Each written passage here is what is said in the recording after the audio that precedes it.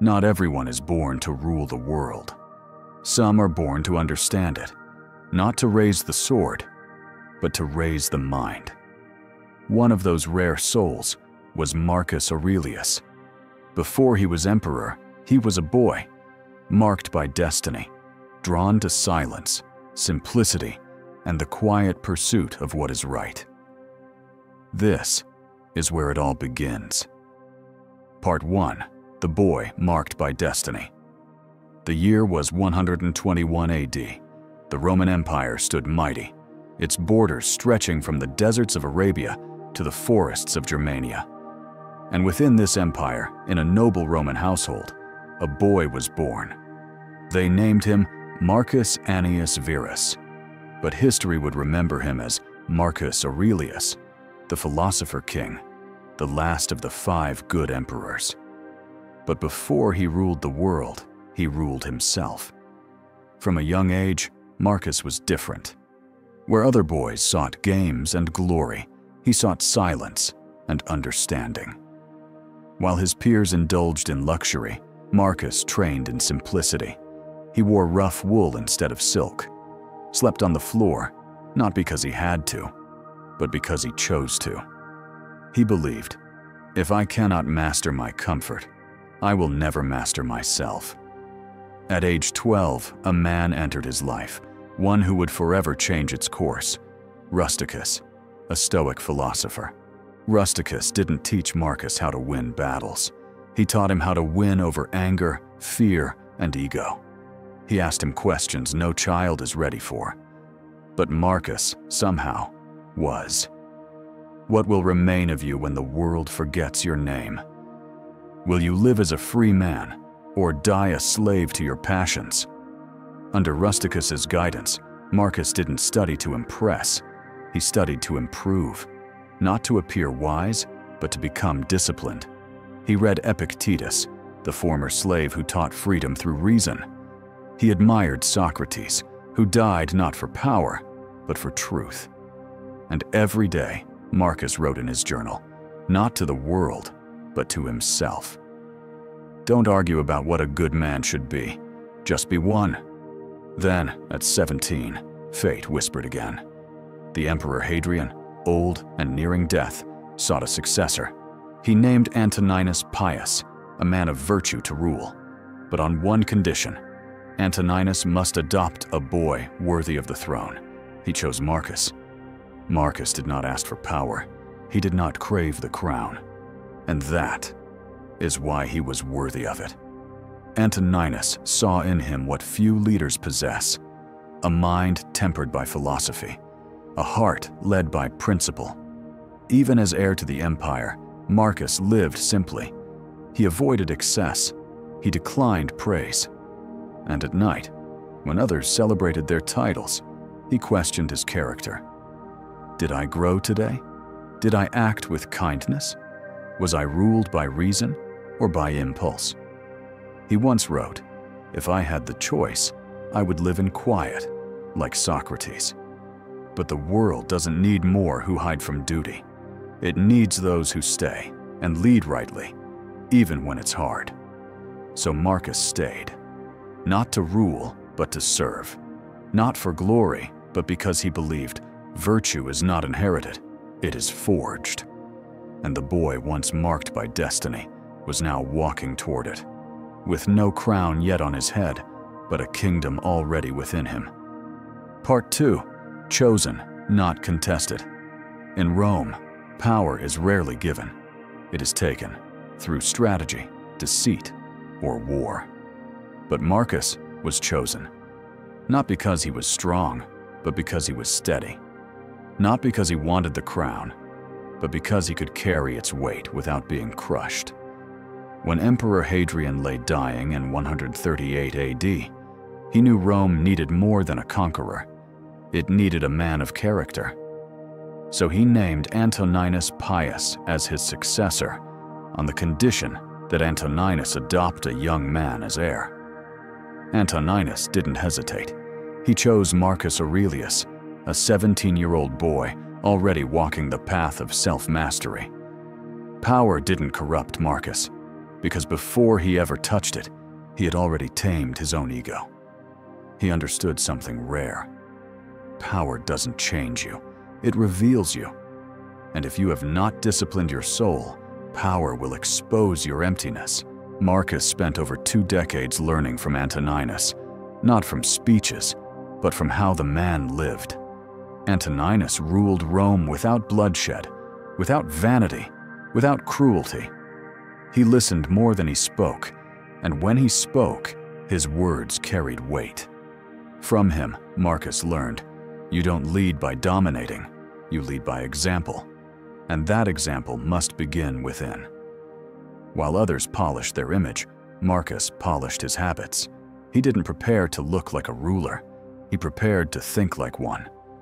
Every night he asked himself, was I patient today? Did I control my temper? Did I rise above or sink beneath my emotions? Leadership, he believed, was not about commanding others, but about commanding the self. So when Antoninus died in 161 AD and Marcus was crowned emperor, he didn't celebrate. He shared the throne with his adopted brother, Lucius Verus. It was an unprecedented move. No Roman emperor had done such a thing, but Marcus understood. Power is not a prize, it is a burden, and shared burdens become lighter. He didn't cling to control, he embraced cooperation. Because that true strength isn't dominance, it's discipline. But fate had no intention of making things easy. No sooner had Marcus taken the throne than the world began to fracture. A plague swept across the empire. Barbarian tribes stormed the northern frontiers. Greedy senators plotted from within. Yet Marcus didn't panic. He didn't curse the gods. He didn't ask, why me? He only asked, what is the right thing to do, even now? He remembered his Stoic training. You don't control what happens. You only control how you respond. And it is in the response that your soul is revealed. He had been chosen, not to avoid hardship, but to walk through it with dignity. And now, the boy of discipline had become the man of destiny. Part 3. Sword in one hand, silence in the other. A philosopher is not tested in peace. A ruler is not tested in comfort. A soul is not revealed in calm waters, but in the storm. And Marcus Aurelius would live his reign in the heart of the storm. It began not with battle cries, but with something more insidious. A cough, a fever, a silence spreading through the empire like smoke. The Antonine Plague, brought back by soldiers returning from the east, a disease that would eventually kill over 5 million people. Cities emptied, temples filled with prayers, but the gods were silent. So Marcus wrote, "Do not waste what remains of your life," he scribbled in his journal, "on things that have no meaning." While others sought escape, Marcus sought clarity.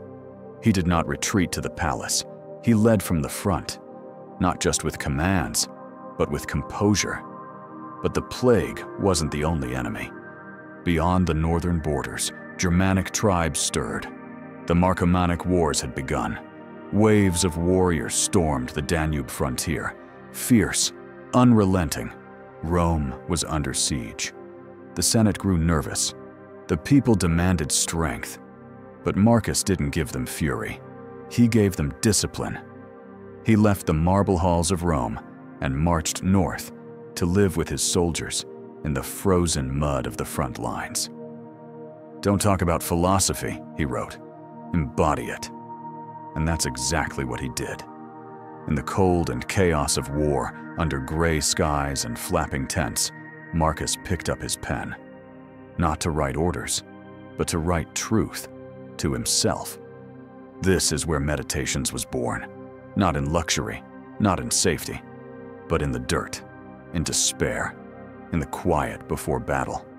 While swords clashed outside, he waged his own war inside, against anger, against fear, against the part of him that wanted to give in. And again he wrote, You have power over your mind, not outside events.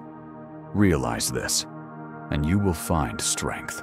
He reminded himself, soon you will be dead, but so will everyone you hate and everything you fear. So live rightly now, or you never will. Soldiers saw him, this emperor, sharing their hardships, eating their rations, sleeping beside them in the cold. He didn't shout commands, he led with example. And in doing so, he won something rarer than victory: respect. Even his enemies took note. A Roman prisoner once overheard a barbarian chieftain say, "I would rather face 10 legions than one Marcus Aurelius." Not because Marcus was cruel, but because his mind was unshakable. And that is more dangerous than any blade. But Marcus was still human. He mourned, he suffered, he buried children, he lost friends. His co-emperor Lucius Verus died in the plague. His own health deteriorated, and yet he never turned bitter.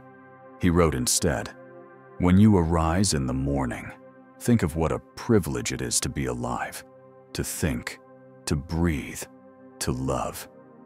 He believed suffering was not a punishment, but a forge, that the harder life pressed against him, the more his character was carved into something unshakable.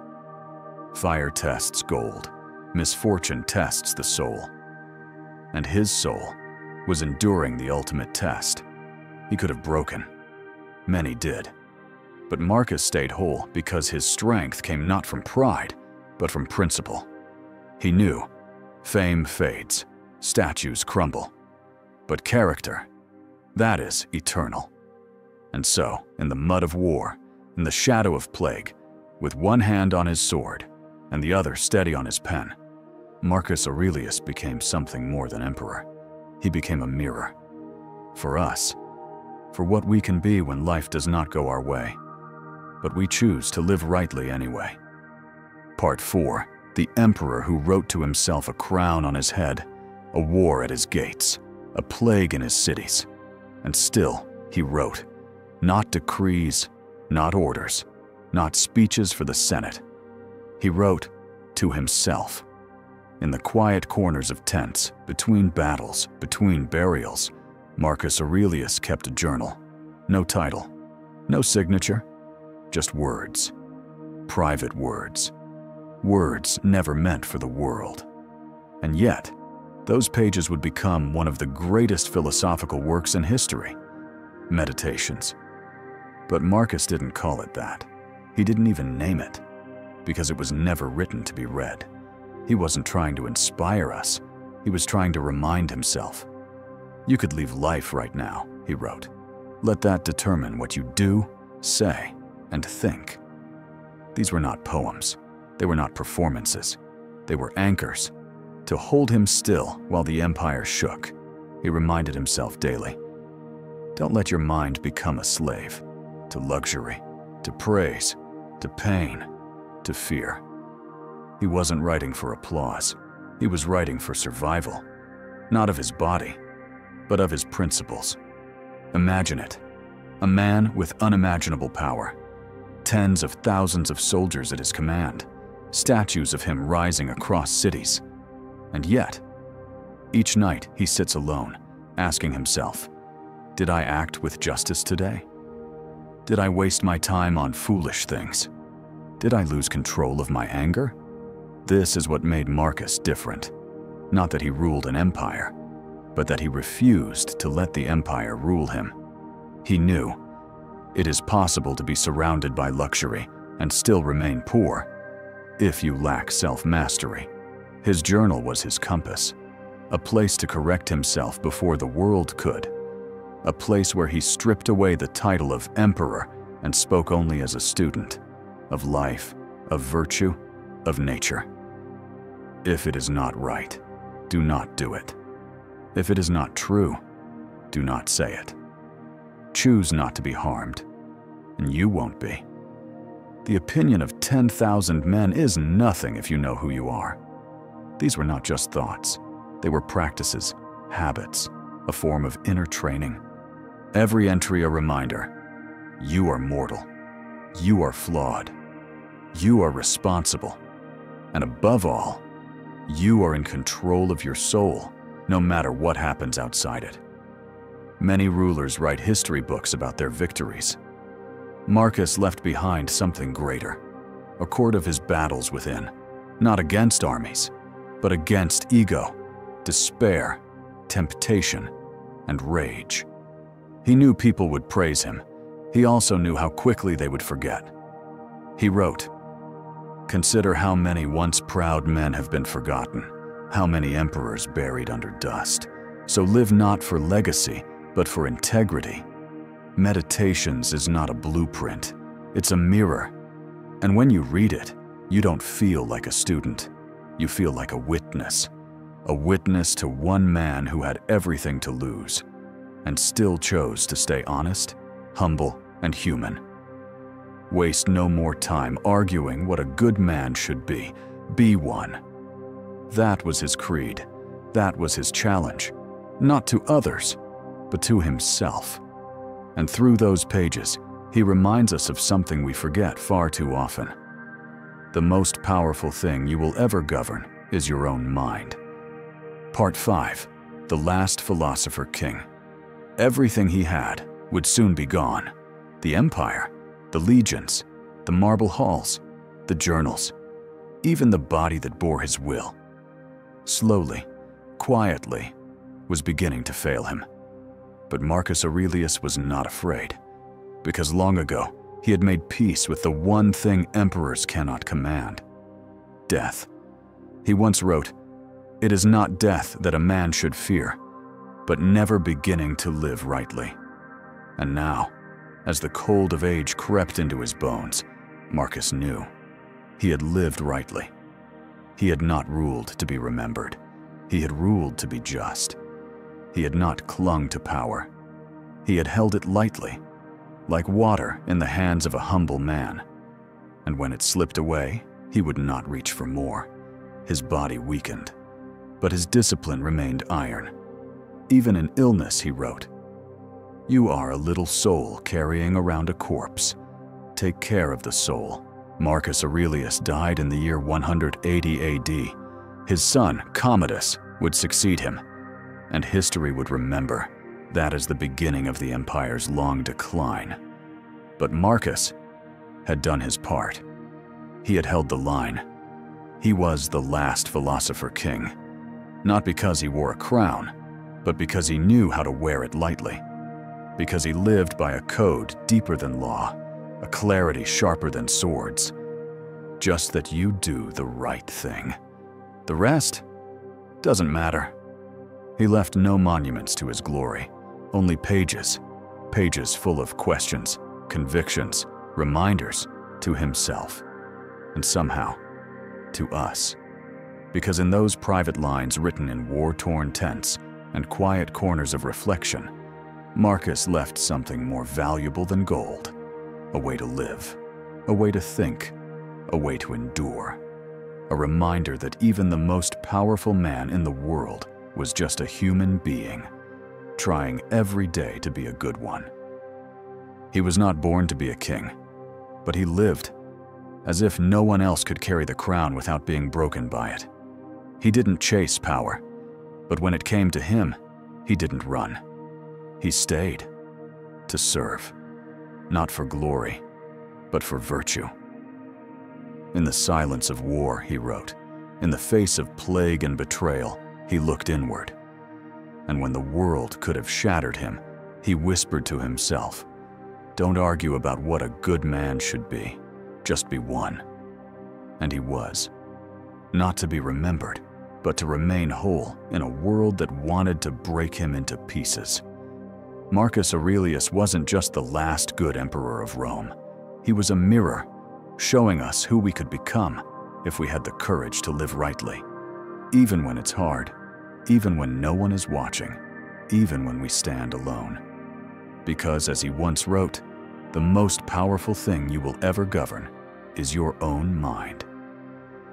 If this story moved you, share it with someone who's trying to lead their life with intention, and let us know in the comments, What did Marcus Aurelius teach you about strength?